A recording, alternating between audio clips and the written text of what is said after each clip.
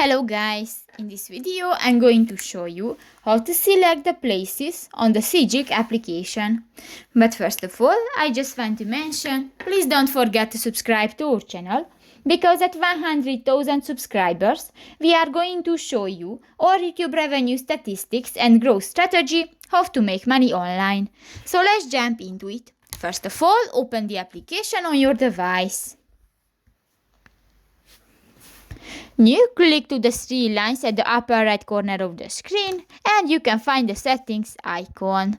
In the general section you can find the view and units option. Click that and you can find different options. New, click that the places on map and you can find different categories. And if you click to the white circle, this function will be enabled and you can select different categories. For example, shopping, parking and others. So that's pretty much it for this video, guys. See you in the next one. Bye bye.